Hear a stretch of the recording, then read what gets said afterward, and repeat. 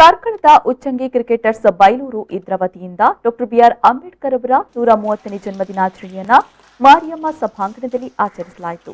ಈ ಸಂದರ್ಭದಲ್ಲಿ ಉದ್ಯಮಿ ಕೃಷ್ಣರಾಜ್ ಹೆಗ್ಡೆ ದೀಪ ಬೆಳಗಿಸಿ ಉದ್ಘಾಟಿಸಿದರು। ಬಳಿಕ ಅಂಬೇಡ್ಕರ್ ಭಾವಚಿತ್ರಕ್ಕೆ ನುಡಿ ನಮನ ಸಲ್ಲಿಸಿ ಮಾತನಾಡಿದರು। 1891ನೇ ಇಸವಿ ಏಪ್ರಿಲ್ 14ರಂದು ಜನಿಸುತ್ತಾರೆ। 1952 ದಿನ ಅಂಬೇಡ್ಕರ್ ಅವರು ನಮಗೆಲ್ಲರಿಗೂ ಆದರ್ಶಪ್ರಾಯರಾಗಿದ್ದಾರೆ। ಯಾಕಂದರೆ ಅವರ ಶೈಕ್ಷಣಿಕ ಸಾಧನೆ ನಮಗೆಲ್ಲರಿಗೂ ಆದರ್ಶಪ್ರಾಯವಾಗಿರುವಂಥದ್ದು। ವಿದ್ಯಾರ್ಥಿಗಳು ಗಮನಿಸಬೇಕು, ಬಹಳಷ್ಟು ಕಷ್ಟಪಟ್ಟು ಓದಿದ್ದಾರೆ।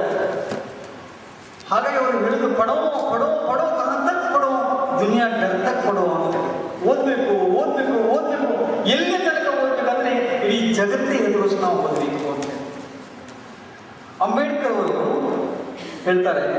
ಅಜ್ಞಾನ ಎಂಬ ಕತ್ತಲೆಗೆ ಅಕ್ಷರವೇ ಬೆಳಕು। ವ್ಯಾಸಂಗ ಮಾಡಿ ಡಾಕ್ಟರೇಟ್ ಪದವಿ ಪಡೆದ ಮೊದಲ ಭಾರತೀಯರವರು ಪದವಿಗಳು ಅಂಬೇಡ್ಕರ್ ರಚಿಸಿದಷ್ಟು ಈ ಸಂಶೋಧನಾ ಗ್ರಂಥಗಳು ಇಡೀ ಜಗತ್ತಲ್ಲಿ ಅಂಬೇಡ್ಕರ್ ಬಿಟ್ಟು ಬೇರೆ ಯಾರೂ ಈ ಸಾಧನೆ ಮಾಡಿಲ್ಲ। ಆದ್ದರಿಂದ ಲಂಡನ್, USA, ಕೊಲಂಬಿಯಾ ಯೂನಿವರ್ಸಿಟಿಗಳಲ್ಲಿ ಅಂಬೇಡ್ಕರ್ ಜನ್ಮದಿನವನ್ನು ವಿದ್ಯಾರ್ಥಿ ಒಕ್ಕೂಟದ ರಾಜ್ಯ ಸಂಚಾಲಕರಾದ SS ಪ್ರಸಾದ್ ಮಾತನಾಡಿ, ಅಂಬೇಡ್ಕರ್ ಅವರು ಎಲ್ಲಾ ವರ್ಗದ ಜನರಿಗೂ ಆದರ್ಶ ವ್ಯಕ್ತಿಯಾಗಿರ್ತಾರೆ ಎಂದರು। ಮೇಲುಕೀಳುಗಳ ಹೋರಾಟ ಇತ್ತು, ಆ ಹೋರಾಟದ ನಡುವೆ ಒಂದು ಮಹಾನ್ ನಾಯಕನ ಜನನ ಆಗ್ತದೆ।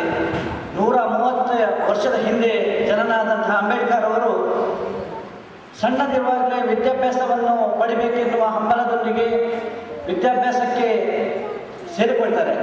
ಮಹಾನಾಯಕ ಎನ್ನುವಂತಹ ಸೀರಿಯಲ್ನಲ್ಲಿ ಬಹಳ ಉತ್ತಮವಾಗಿ ಅಂಬೇಡ್ಕರ್ ಅವರ ಜೀವನ ಚರಿತ್ರೆಯನ್ನು ತೋರ್ಪಡಿಸ್ತಾ ಇದ್ದಾರೆ। ನಮ್ಗೆ ಗೊತ್ತಿದೆ, ನಾವೆಲ್ಲರೂ ಆ ಸೀರಿಯಲನ್ನು ನೋಡ್ತೇವೆ, ಹೆಚ್ಚಾಗಿ ನೋಡಿರ್ಬೋದು। ಆ ಸೀರಿಯಲ್ ನೋಡುವಾಗ ನಮಗೆ ಅವರ ಜೀವನ ಶೈಲಿ ಗೊತ್ತಾಗ್ತದೆ।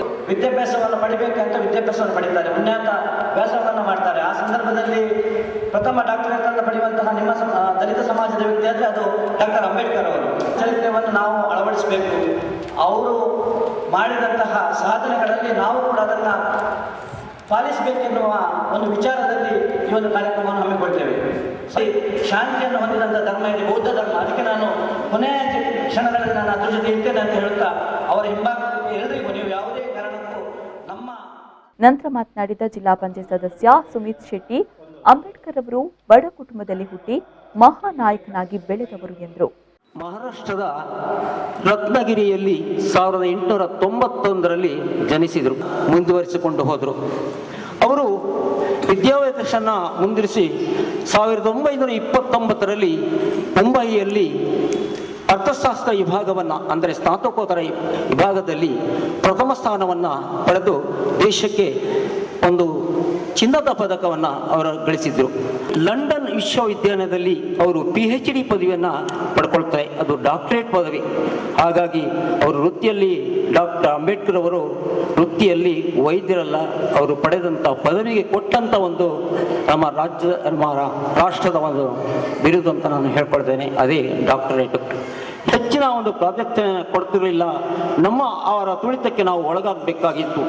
ಹಾಗಾಗಿ ನಮ್ಮ ಎಲ್ಲ ರಾಷ್ಟ್ರ ನಾಯಕರಲ್ಲಿ ಇವರೊಬ್ಬರು ನಮ್ಮ ಡಾಕ್ಟರ್ BR ಅಂಬೇಡ್ಕರ್ ಅವರು ಸ್ವಾತಂತ್ರ್ಯಕ್ಕಾಗಿ ಹೋರಾಟವನ್ನು ಮಾಡಿದರು।